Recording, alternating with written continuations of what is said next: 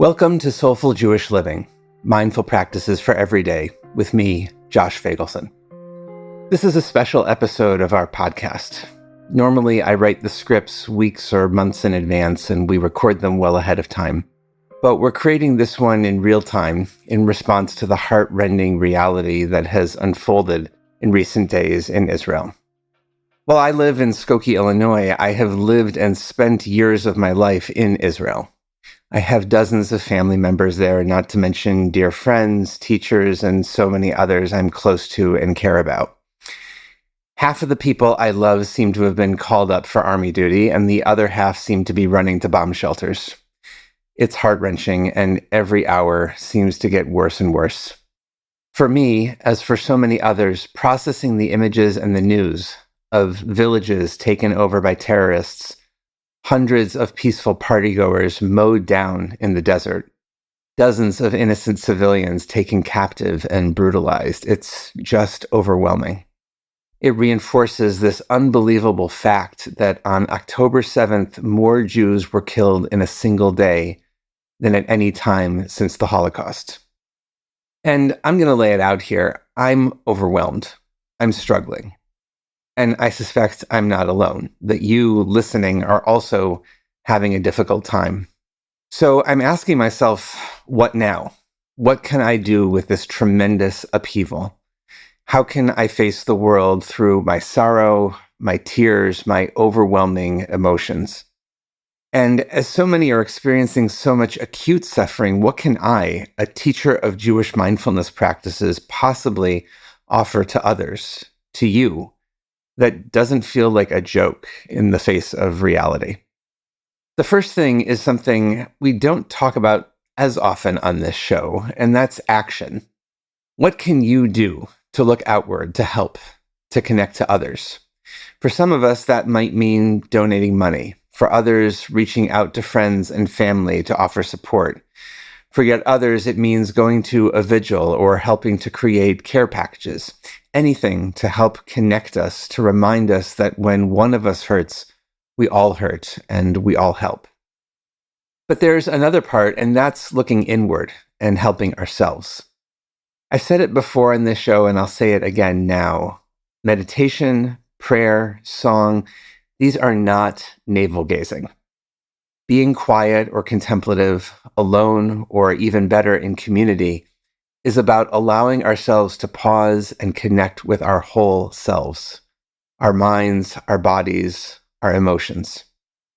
When that voice arises in my mind that asks, how can you meditate at a time like this when people, maybe even people you love, are fighting and suffering? I come to understand that's a voice of guilt that's speaking. And while it is part of me, it frankly isn't very helpful. My goal, now as ever, is to be able to show up for myself and others, and my practices help me do that. They help me recognize what's going on inside and metabolize all the powerful emotions sloshing about. Without them, I'd be even more of a hot mess, even less functional, even less able to help. When I'm governed by my emotions, I often become reactive, and I do things I wind up regretting later. While impulsive responses are attractive, wise responses are ultimately better.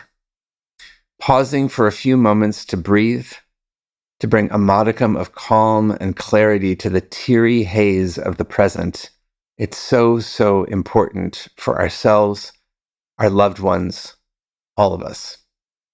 So here's a reprise of a practice I first taught last spring, which I offer in the hopes it might be helpful to you. It's drawn from the priestly blessing that's written in the Torah and that is still recited in synagogues and Jewish homes today. I listened to it in synagogue just this weekend through streaming tears as we heard more and more bad news. To do this practice, I suggest you find a quiet place and give yourself at least 5 minutes. If you can, begin by sitting in a dignified and upright position, not rigid, but not slouched. Allow your body to arrive. Soften your gaze, close your eyes. Allow your awareness to come to rest on your breath. Now we're going to do the blessing practice. There are 3 lines. Try actually saying them out loud. And you might try bringing your hands together over your heart. Here's the first line.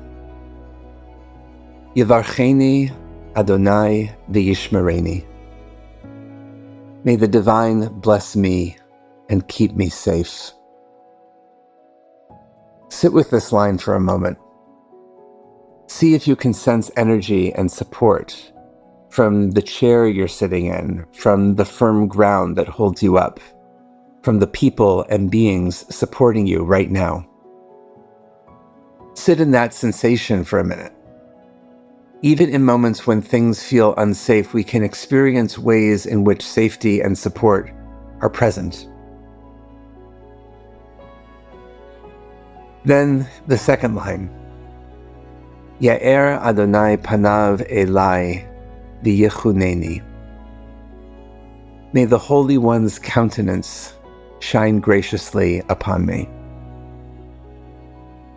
Can you find a sense of radiance that's emerging, either from outside you or from within?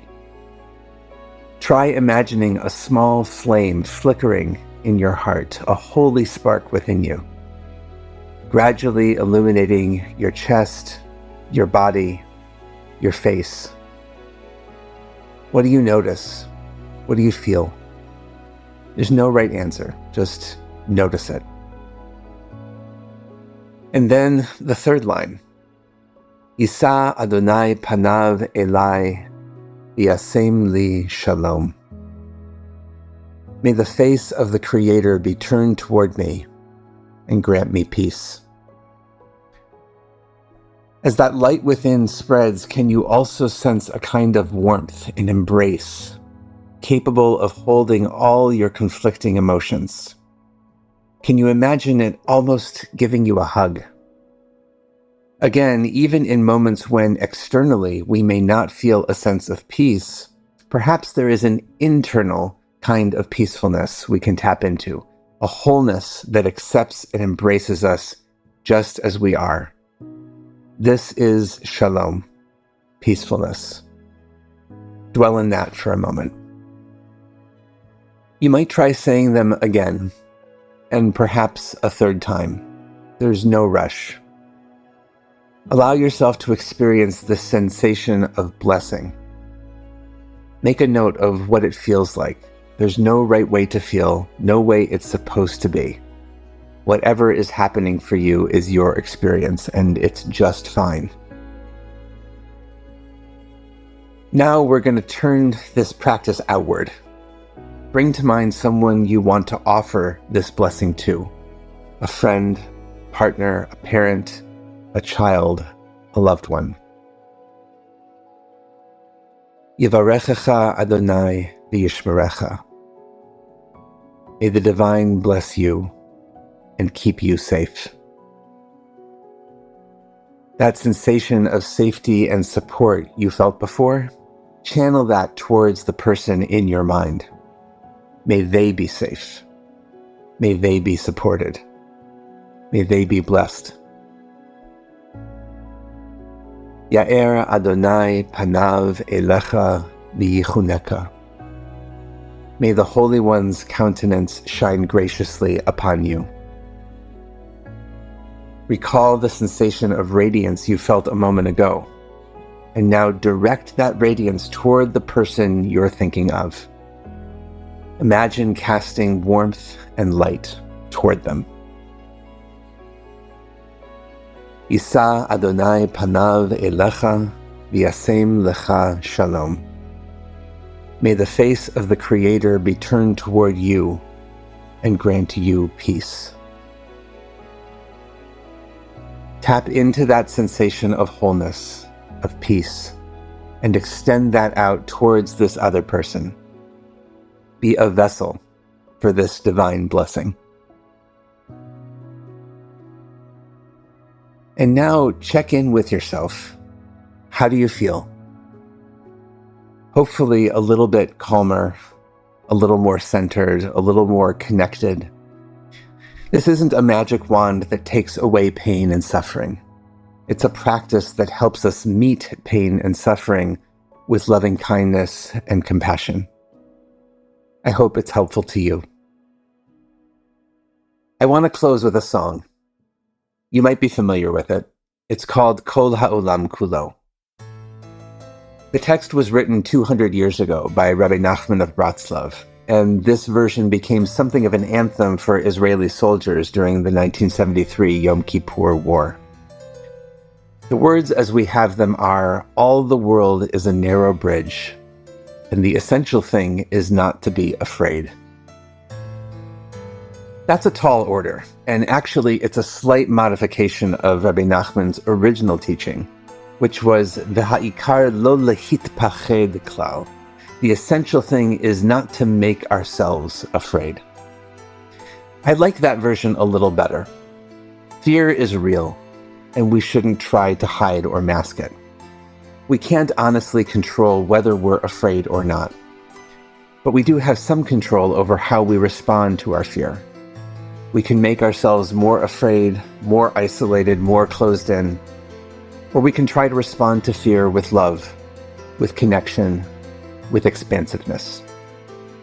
Jewish mindfulness practices, including meditation, prayer, soulful singing, contemplative Torah study, they're all tools to help us show up in those ways, to greet our fears with something larger than them. I hope this practice and this song are helpful to you. Blessings for the journey. Know that I'm on it with you.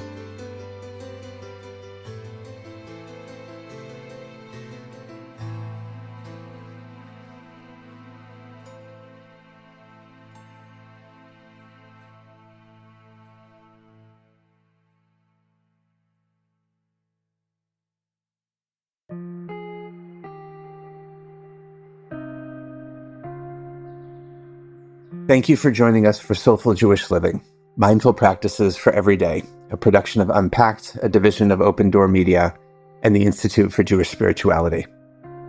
Our thanks as ever to Jonathan and Corey Califer and the Somerset Patriots, the Bridgewater, New Jersey-based AA affiliate of the New York Yankees, for their sponsorship of this episode. If you found this practice meaningful, please subscribe wherever you get your podcasts. And please check out Jewish Unpacked and the Institute for Jewish Spirituality for other resources. This episode was hosted by me, Rabbi Josh Feigelson. Audio was edited by Rob Pera, and we're produced by Rifki Stern. Thanks for joining us. Hi, everyone. I know a lot of us are feeling overwhelmed these days, so I want to tell you about a fantastic opportunity at the Institute for Jewish Spirituality. It's our course called Awareness in Action, and it's all about applied mindfulness. Awareness in Action will help you be the best version of yourself. Calm, loving, wise, humble, courageous. This is our most popular course at IJS, and it's only being taught this spring. Register for Awareness in Action by April 9th at jewishspirituality.org. Thanks.